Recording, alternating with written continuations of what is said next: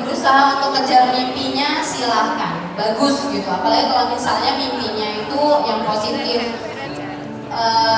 pacu dirinya untuk mengambil si mimpi itu, boleh mimpi. Nah sambil jalan mimpi kan berkembang, kita bisa memiliki mimpi-mimpi baru yang tiba Syifa tadi bilang di atas langit masih ada langit. Jadi ya udah jangan stuck di mimpi itu aja.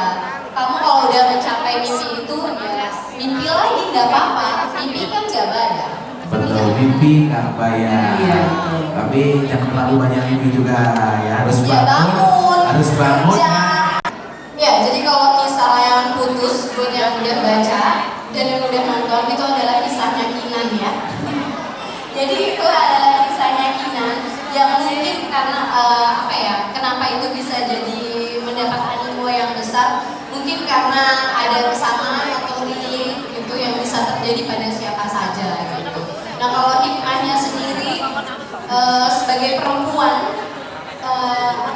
kita harus berani, harus mampu mempertahankan prinsip kita gitu. Kalau pada saat kita sudah bernegosiasi dengan keadaan, namun ternyata keadaannya itu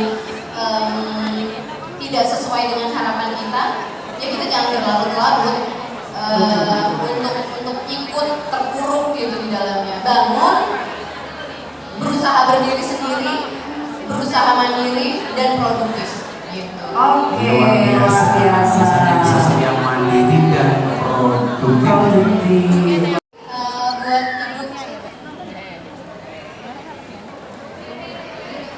Bu Rere, makasih Bu Rere ya. Bu Rere, masya Allah cantik banget hari ini. Jadi gimana ya? Kalau saya mau bagaimana caranya survive pada saat di titik terendah gitu ya, atau menghadapi cobaan gitu ya. Jadi emang iya, setiap cobaan itu datangnya itu pasti tiba-tiba, nggak pernah dikabarin dulu. Caca, lu bakalan dapet cobaan gitu, itu nggak pernah ada kayak gitu ya. Jadi pasti pada saat pertama ngerasa dapet cobaan itu yang kayak kena geledek, dunia runtuh, sudahlah gitu ya, kayak tidak gitu ya. Tapi sekali lagi bagaimana kita bisa survive karena saya memiliki 4 orang anak pada saat itu gitu ya. Dan yang paling kecil pada saat itu masih berusia 8-9 bulan. Jadi masih nempel banget sama ibunya gitu. Saya nggak bisa terlalu lama-lama untuk bersedih-sedih hati, berlarut-larut gitu. Harus segera bangkit. Paling enggak ada 4 nyawa yang harus saya perjuangkan. Nah itu sih. Jadi yang pertama adalah pada saat itu saya sadarkan diri saya, semua orang yang ada di sini, semua orang yang ada di dunia ini punya cobaannya masing-masing. Mereka memiliki kadarnya sendiri-sendiri. Bahkan mungkin ada cobaan yang jauh lebih berat daripada saya. Jadi saya jujur ya Bu, pada saat itu kalau saya ngambek sama Instagram ya waktu itu ya, karena mungkin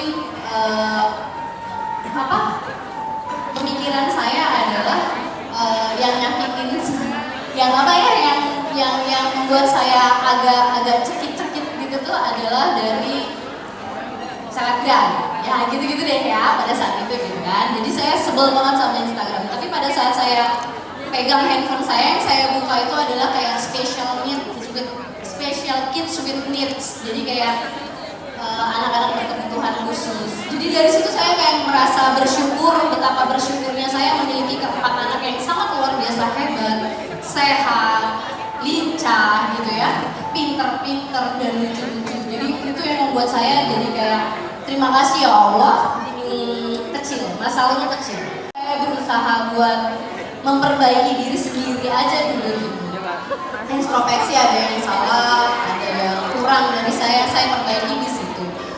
Sibuk sama kegiatan yang memperbaiki diri sendiri. Jadi saya langsung berusaha, waktu itu yang terpikir dari saya adalah cari teman-teman dokter hewan. Saya kan nggak kerja waktu itu ya. Jadi teman-teman dokter hewan juga yang sudah memiliki klinik, yang sudah menjadi kepala dokter hewan di salah satu yayasan.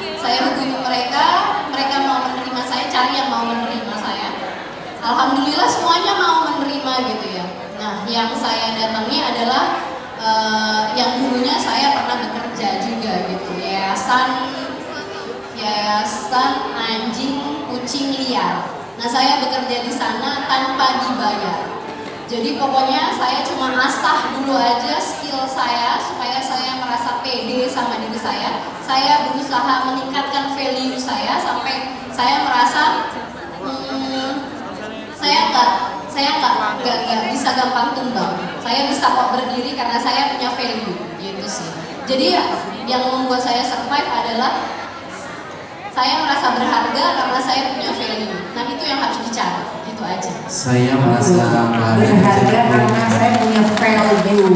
Jadi Bu Rere, Semua perempuan itu tetap harus tetap mandiri, harus tetap punya skill, harus tetap produktif. Walaupun kita berkeluarga, kita sudah memiliki tanggung jawab sebagai seorang ibu, seorang istri, tapi tetap harus bisa berproduktif juga gitu. Jadi kapanpun waktunya datang tuh kita harus siap tetap buat berdiri sendiri. Gitu. Tapi berdasarkan pengalaman Mbak gak sih memberikan motivasi terhadap ibu-ibu ini sendiri? Iya, kalau belajar dari pengalaman saya itu yang bisa saya sharingkan. Tapi kalau secara garis besar ya semua perempuan tetap harus mandiri. Termasuk dengan kisah yang ada di dalam layangan-layangan itu, Mbak? Iya, kalau dari layangan putus sendiri, Kinannya juga kan sebenarnya dia adalah sosok yang berani gitu ya. Jadi tetap manut di rumah, tetap sebagai seorang istri, sebagai seorang ibu. Tapi ketika dia harus berdiri untuk dirinya sendiri, dia harus bisa. Tapi bicara layangan putus itu sendiri, kenapa sih bisa berbeda Mbak dengan karakter di filmnya itu sendiri? Kalau buku dan seriesnya ya itu sebenarnya kalau dari seriesnya udah hak dari production house-nya MD sendiri gitu. Mereka yang mengembangkan ceritanya karena memang pada saat meminang saya gitu yang dibeli adalah ide ceritanya gitu. Jadi pada saat diangkat ke layar series itu memang dibedakan supaya tidak terlalu menimbulkan polemik mungkin atau gimana, saya kurang paham juga, itu semuanya dari MD sih. Tapi kan tidak original Mbak dengan isi buku itu sendiri gitu. Mereka terinspirasi lah ininya mengklaimnya terinspirasi dari buku. Jadi mungkin yang diambil adalah esensinya kalau di buku dan di seriesnya itu tuh hati yang keduanya itu sih yang lebih dapat. Butuh berapa lama sih Mbak untuk memproduksi layangan putus itu sendiri? Kalau bukunya sendiri lumayan 1 tahun ada deh, dari 2019 saya di Pinang itu sama MD ya, MD minta buat itu dijadikan sebuah karya itu 2019, baru launching tahun 2020 awal. Skill Mbak sendiri dokter kan? Dokter hewan. Ya, dokter hewan kan. Skill menulis yang didapat itu sendiri Lama sih ya, itu udah mulai ada dari zaman sekolah. Waktu sekolah dulu tim mading, terus waktu kuliah tim jurnalistik kampus. Jadi emang wartawan dari kampus itu punya majalah gitu. Nah, salah satu tim jurnalistik. mungkin ada pesan buat perempuan Indonesia. Gimana? Pesan untuk perempuan Indonesia. Pesan-pesan buat perempuan ya itu tadi, tetap harus mandiri, harus produktif, kapanpun harus siap. Ketika kondisi harus siap gitu ya, jangan terlalu nyaman di rumah dengan zona nyamannya, tapi ketika harus siap, dia siap untuk menjadi mandiri gitu aja sih. Mbak, yang menguatkan dari Dokter Echa sendiri apa sih? Menguatkan? Yang menguatkan. Kalau saya sendiri pribadi sih untuk yang pertama kali banget gitu ya kena BEM-nya gitu tuh, itu anak-anak sih. Yang jelas support system di rumah itu juga sangat menguatkan gitu. Jadi kayak dari orang tua saya, ibu saya terutama itu juga yang jadi fondasi saya untuk tetap berdiri kuat. Yang jelas juga mereka selalu ngingetin saya buat balik lagi ke Allah gitu ya. Udah, kalau udah pasrah sama Allah, udah deh gitu. Insya Allah kuat. Makasih Mbak.